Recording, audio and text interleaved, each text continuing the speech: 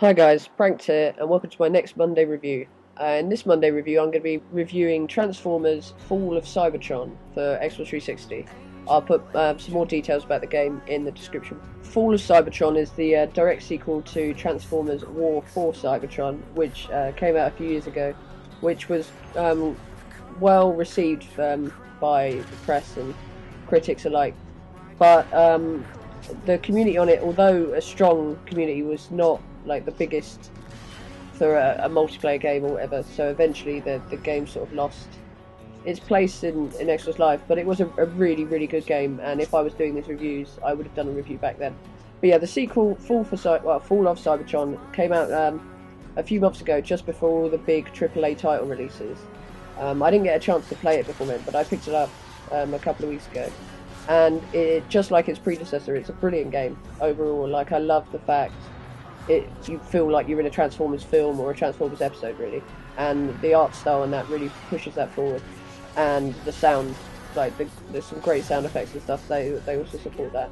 Now, when you first arrive at the main menu for Fall of Cybertron, you're given your usual options: campaign, multiplayer, and co-op. The co-op mode is not a direct like play through the campaign. It's sort of like a horde or flood mode or whatever you want to call it for Transformers. Basically, it's just holding off waves of enemies.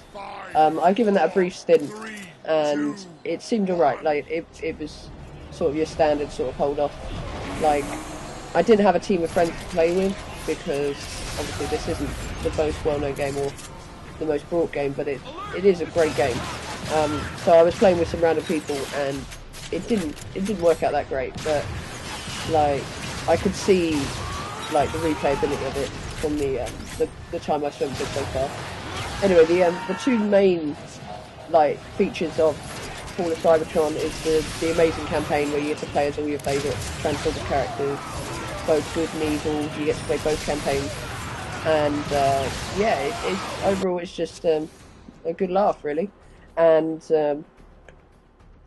the multiplayer is honestly where I think this game truly shines. It's completely different to any other multiplayer you'll see for a shooter game. I mean, at any point you can just convert into a plane and just fly off into the sky. It's mental, and I can imagine if it had a good community behind it, it would be really enjoyable. And if you had a team of friends working together, you would probably dominate it, but it would definitely be worthwhile, because obviously it's got your sort of COD-like leveling up unlock system, perks and stuff like that, which all combine together to add a lot of replayability, and it adds some great length to an otherwise sort of medium length campaign of around like 8 to 12 hours, depending on difficulty and stuff like that. And obviously you've got some replayability with the campaign, which you've got collectibles and all the unlocks and stuff that you can get in multiplayer as well, but I think they cost separate amounts.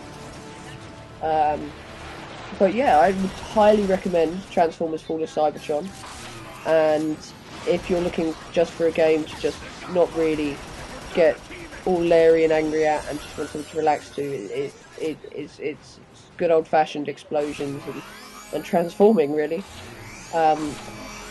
Definitely a rent, at least. I would recommend renting this game for the campaign, and then if you enjoyed the multiplayer a lot, maybe purchasing the full game.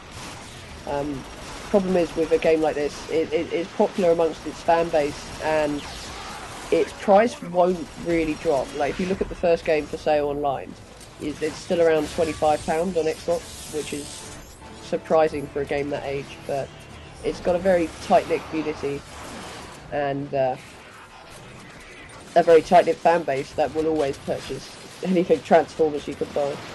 Like, to be honest, I watched some of the episodes when I was younger, and I've watched all the new movies, and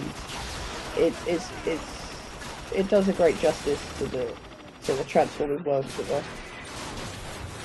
were. In terms of actual gameplay, you get your four main classes, both throughout campaign and multiplayer. But the campaign, you get given a set character. And in terms of the multiplayer, you can pick between these four main classes.